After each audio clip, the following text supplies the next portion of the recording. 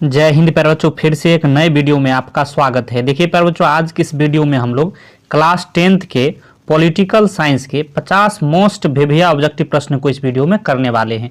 ये जितने भी प्रश्न हैं प्यारे बच्चों, यकीन मानिए मैं दावे के साथ कह रहा हूं, ये सारे प्रश्न जो है आपके बोर्ड परीक्षाओं में कम से कम 2 से 3 बार पूछा जा चुका है और 100% संभावना है इस बार की बोर्ड परीक्षा में भी यही सारे प्रश्न जो है आपको अगर पॉलिटिकल साइंस से पूछा जाएगा तो इसी वीडियो से आपको देखने को मिलने वाला है। सारे ही प्रश्न पर जो छपने वाला है, तो एक भी प्रश्न को आप मिस नहीं करिएगा, पूरा वीडियो को आपको देखना है। उसके बाद लास्ट में आप खुद कहिएगा कि मजा आ गया सर जी। तो हम लोग शुरू करते हैं सबसे बेहतरीन प्रश्नों से। पहला प्रश्न कह रहा है कि निम्नलिखित व्यक्तियों में कौन लोकतंत्र में रंग भेद के विरोधी नहीं थे। कौन व्यक्ति जो थे वो लोकतंत्र में जो है रंग भेद के विरोधी नहीं थे। ऑप्शन ए है King Martin Luther, option B है महात्मा गांधी, ऑप्शन सी है टॉमी स्मिथ एवं जॉन कार्लोस और ऑप्शन डी है जेड गुडी। तो याद रखिएगा बच्चों, ये प्रश्न करीब करीब 4 बार आपके बोर्ड परीक्षाओं में पूछा जा चुका है। तो जेड गुडी बिल्कुल आंसर, इसका सही आंसर हो जाएगा। याद रखिएगा जेड गुडी जो है लोकतंत्र में रंग भेद के विरोधी नहीं थे। ऑप्शन डी जो है बिल्कुल सही हो जाएगा। औरतों के लिए आरक्षण की व्यवस्था किस संस्था में है। कहने का मतलब हुआ औरतों के लिए जो है आरक्षण मतलब क्या होता है, रिजर्व। रिजर्व जो है वही कर आरक्षण की व्यवस्था जो है किस संस्था में है। तो याद रखिएगा बच्चों, पंचायती राज व्यवस्था जो है इसमें जो है औरतों के लिए आरक्षण की व्यवस्था की गई है। ऑप्शन डी क्या हो जाएगा, बिल्कुल सही हो जाएगा। याद रखिएगा। प्रश्न 3 की ओर हम लोग चल रहे हैं। धर्म को राजनीति से अलग नहीं किया जा सकता है, यह किसने कहा था। बच्चों बहुत ही जबरदस्त प्रश्न है।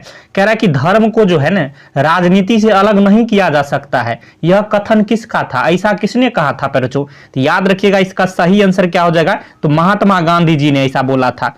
कौन बोला था, महात्मा गांधी। ऑप्शन ए जो है बिल्कुल सही हो जाएगा। याद रखिएगा, काफी महत्वपूर्ण प्रश्न है। प्रश्न 4 कह रहा है संघ राज्य की विशेषता नहीं है। अब आपसे पूछा जा रहा है कि संघ राज्य जो होता है उसकी विशेषता इनमें से 4 दिए हैं, कौन नहीं है। ऑप्शन सुनिएगा। ऑप्शन ए कह रहा है लिखित संविधान। बच्चों ध्यान से पढ़िएगा, ये जो है संघ राज्य की विशेषता है। याद रखिएगा, लिखित संविधान जो है संघ राज्य की विशेषता है। ऑप्शन बी कह रहा है शक्तियों का विभाजन। याद रखिएगा, ये भी जो है संघ राज्य की विशेषता है। ऑप्शन सी कह रहा है इकहरी शासन व्यवस्था। पर बच्चों ध्यान से देखिएगा, और यही जो है आपको जो है संघ राज्य की विशेषता जो है इकहरी शासन व्यवस्था नहीं है, तो यही इसका बिल्कुल सही आंसर हो जाएगा। ऑप्शन डी पढ़िएगा तो सर्वोच्च न्यायालय जो है यह भी संघ राज्य की विशेषता है। तो ऑप्शन सी यहां क्या हो जाएगा, बिल्कुल करेक्ट हो जाएगा। याद रखिएगा। प्रश्न 5 को पढ़िएगा। कह रहे संघ सरकार का उदाहरण है। संघ सरकार का उदाहरण कौन सा हो जाएगा बच्चों, याद रखिएगा सही आंसर क्या हो जाएगा, अमेरिका जो है संघ राज्य सरकार कहिए या फिर संघ सरकार कहिए, उसका उदाहरण है। ऑप्शन ए जो है बिल्कुल सही हो जाएगा। देखिए बच्चों, जितने भी आपके 10th परीक्षाओं में पॉलिटी के जितने भी चैप्टर्स हैं, सभी चैप्टरों से इस वीडियो में हर एक चैप्टर से बहुत ही महत्वपूर्ण चुनिंदा क्वेश्चनों को लिया गया है। सारे ही प्रश्न छपने वाला है, मैं बार बार कह रहा हूं। तो वीडियो को पूरा अंत तक जरूर देखिएगा और हो सके तो अपने दोस्तों में भी शेयर कर दीजिए ताकि उनको भी फायदा मिल सके। चलिए शुरू करते हैं प्रश्न 6 की ओर। कह रहा है कि पंचायती राज व्यवस्था सर्वप्रथम किस राज्य में लागू किया गया। यह भी काफी महत्वपूर्ण प्रश्न है, बार बार पूछा जाता है बच्चों। तो याद रखिएगा, पंचायती राज व्यवस्था जो है सर्वप्रथम राजस्थान राज्य में लागू किया गया था। कौन राज्य में बच्चों, तो राजस्थान। ऑप्शन ए याद रखना है। प्रश्न 7 कह रहा है कि ग्राम कचहरी का प्रधान होता है। बच्चों जल्दी से बताइए, ग्राम कचहरी जो होता है उसका प्रधान कौन होता है। तो याद रखिएगा, काफी महत्वपूर्ण प्रश्न है। तो सरपंच जो है उसका बिल्कुल सही आंसर हो जाएगा, सरपंच ग्राम कचहरी का प्रधान होता है। प्रश्न 8 कह रहे कि भारत में जो है किस प्रकार की शासन प्रणाली है। बच्चों अपना जो भारत जो है, अपना प्यारा सा जो देश भारत है, इसमें शासन प्रणाली किस प्रकार की है, वही आपसे पूछा जा रहा है। काफी महत्वपूर्ण प्रश्न है। याद रखिएगा, यहाँ जो है संघीय और संसदीय शासन प्रणाली है। कौन है बच्चों, एक बार और आप सुनिए, संघीय और संसदीय। ऑप्शन बी आपको याद रखना है, बिल्कुल सही हो जाएगा। प्रश्न 9 कह रहा है कि बिहार में पंचायती राज व्यवस्था का कार्यकाल है। कहने का मतलब हुआ कि पंचायती राज व्यवस्था जो हो वह कितने वर्ष का होता है, कार्यकाल उसका कितना होता है। याद रखिएगा 5 वर्ष का होता है। ऑप्शन बी क्या हो गया, बिल्कुल सही हो गया। याद रखना है। प्रश्न आगे हम लोग चल रहे हैं। प्रश्न 10 कह रहा है कि राज्यपाल की नियुक्ति कौन करता है। काफी महत्वपूर्ण प्रश्न है बच्चों। राज्यपाल की नियुक्ति जो है राष्ट्रपति के द्वारा किया जाता है। याद रखिएगा, राज्यपाल की नियुक्ति किसके द्वारा की जाती है? तो राष्ट्रपति के द्वारा। ऑप्शन सी जो है बिल्कुल सही हो जाएगा। प्रश्न आगे हम लोग चल रहे हैं 11 की ओर। कह रहा है कि ग्राम कचहरी का प्रधान कौन होता है? सॉरी, यहां ग्राम कचहरी पहले था, यहां पूछा जा रहा है ग्राम पंचायत का प्रधान कौन होता है। तो याद रखिएगा, मुखिया जो है ग्राम पंचायत का प्रधान होता है। ऑप्शन बी आपको याद रखना है। प्रश्न जो है 12 कह रहा है कि वेस्ट इंडीज में संघ की स्थापना कब की गई? काफी महत्वपूर्ण प्रश्न है। वेस्ट इंडीज में पूछा जा रहा है कि संघ की व्यवस्था जो है, संघ की स्थापना कब की गई थी बच्चों? तो याद रखिएगा, इसका सही आंसर क्या हो जाएगा? 1958 में जो है वेस्ट इंडीज में संघ की स्थापना की गई थी। काफी महत्वपूर्ण प्रश्न है। प्रश्न 13 कह रहा है कि बिहार में जो है संपूर्ण क्रांति का नेतृत्व निम्नलिखित में से किसने किया? बहुत ही जबरदस्त प्रश्न है, छपेगा बच्चों इस बार की बोर्ड परीक्षा में। याद रखिएगा, सही आंसर क्या हो जाएगा? जयप्रकाश नारायण जो है, ऑप्शन डी जो दिया है बिल्कुल सही हो जाएगा। बिहार में संपूर्ण क्रांति का नेतृत्व जो है जयप्रकाश नारायण जी के द्वारा किया गया था। प्रश्न जो है 14 कह रहा है कि चिपको आंदोलन निम्नलिखित में से किससे संबंधित है? काफी महत्वपूर्ण प्रश्न है। चिपको आंदोलन जो है ये पेड़ काटने के विरोध से संबंधित है बच्चों। ऑप्शन ए आपको याद रखना है, बिल्कुल सही हो जाएगा। यहाँ क्या होता था, जब पेड़ काटा जा रहा था तो यहाँ के निवासियों के द्वारा जो है पेड़ में जो है चिपक जाया करते थे, सभी लोग जो है पेड़ में चिपक जाते थे, इसलिए इनका नाम जो है चिपको आंदोलन पड़ गया। ऑप्शन ए आपको याद रखना है, ये जो है उत्तराखंड में शुरू हुआ था। प्रश्न 15 कह रहा है कि निम्नलिखित में से कौन भारतीय किसान यूनियन के नेता थे? भारतीय किसान यूनियन के नेता इनमें से कौन है बच्चों? याद रखिएगा, इसका सही आंसर क्या हो जाएगा? महेंद्र सिंह टिकैत। ऑप्शन सी आपको याद रखना है, ये जो है भारतीय किसान यूनियन के नेता थे। प्रश्न 16 को पढ़िएगा। कह रहा कि तारी विरोधी आंदोलन निम्नलिखित में से किस प्रांत में शुरू हुआ? याद रखिएगा, पर जो काफी महत्वपूर्ण प्रश्न है, बार बार पूछा जाता है कि तारी विरोधी आंदोलन जो है किस प्रांत में शुरू हुआ, या फिर कहिए तो किस राज्य से शुरू हुआ। तो याद रखिएगा, इसका सही आंसर क्या हो जाएगा? आंध्र प्रदेश। कहां पर बच्चों? आंध्र प्रदेश में तारी विरोधी आंदोलन शुरू हुआ था।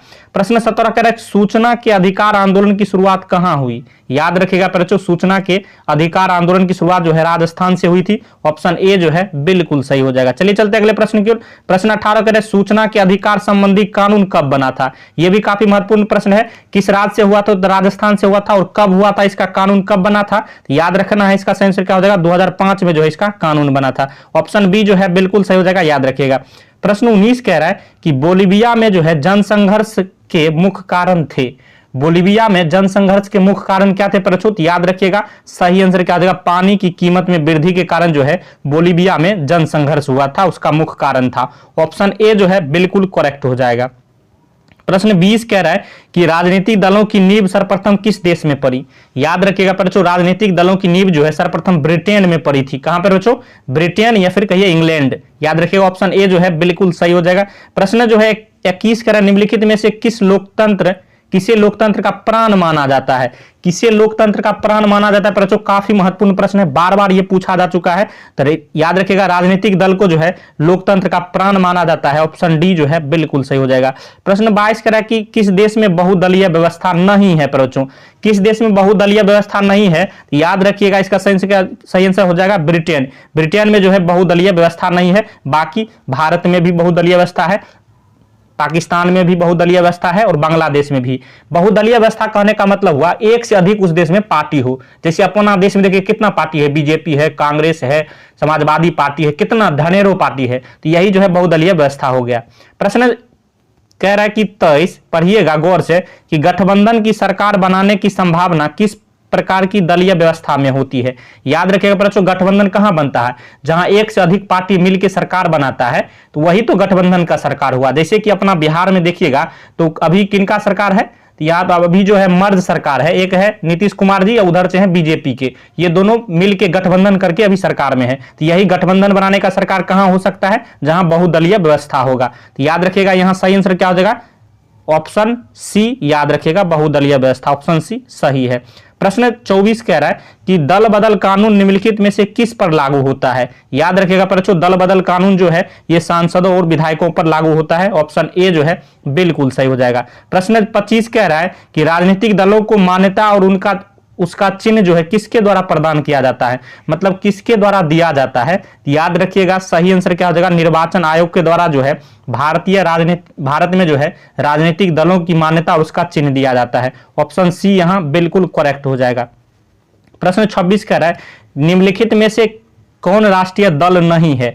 कौन जो है नेशनल पार्टी नहीं है बच्चों? तो ऑप्शन ए है भारतीय राष्ट्रीय कांग्रेस, बिल्कुल ये जो है राष्ट्रीय दल है। ऑप्शन बी है बहुजन समाज पार्टी, ये भी राष्ट्रीय दल है। लोक जनशक्ति पार्टी बच्चों ये जो है राष्ट्रीय दल नहीं है, ये राज्य का दल है, अपना बिहार का ये जो है एक पार्टी है, ये जो है राष्ट्रीय दल नहीं है। ऑप्शन सी आपको याद रखना है, बिल्कुल सही हो जाएगा। प्रश्न आगे हम लोग चल रहे, प्रश्न जो है 27 की ओर पढ़िएगा। कह रहा जनता दल यूनाइटेड पार्टी का गठन कब हुआ था?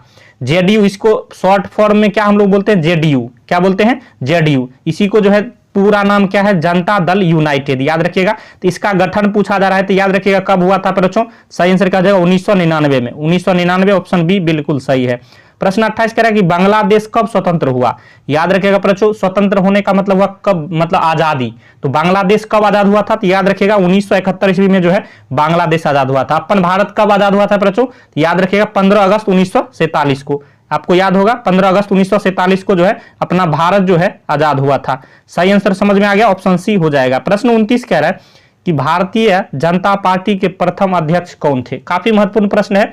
भारतीय जनता पार्टी यानी कि बीजेपी, इसको शॉर्ट फॉर्म में हम लोग क्या बोलते हैं? बीजेपी बोलते हैं। तो बीजेपी के प्रथम अध्यक्ष कौन थे? तो याद रखिएगा अटल बिहारी वाजपेयी जी थे। ऑप्शन डी जो है यहाँ बिल्कुल सही हो जाएगा, याद रखिएगा। चलिए चलते अगले प्रश्न की ओर। प्रश्न 30 करके भारत में जो है राष्ट्रीय आपातकाल की घोषणा कब हुई थी? याद रखिएगा बच्चों, भारत में जो है राष्ट्रीय आपातकाल की घोषणा जो है 1975 ईस्वी में हुई थी। ऑप्शन बी जो है यहाँ बिल्कुल सही हो जाएगा, याद रखिएगा। प्रश्न जो है 31 कह रहा है बिहार में पंचायती राज संस्थाओं में महिलाओं के लिए कितनी सीटें आरक्षित है? मतलब कितनी सीटें जो है रिजर्व है महिलाओं के लिए पंचायतों में? तो याद रखिएगा 50% यानी 50% जो है सीट जो है पंचायतों में महिलाओं के लिए आरक्षित है। ऑप्शन ए जो है यहाँ बिल्कुल सही हो जाएगा, याद रखिएगा। प्रश्न 32 कह रहा है कि भारत में मतदाता होने की न्यूनतम आयु क्या है? मतलब कम से कम आयु क्या है? मतदाता मतलब क्या हुआ? वोट देने का अधिकार।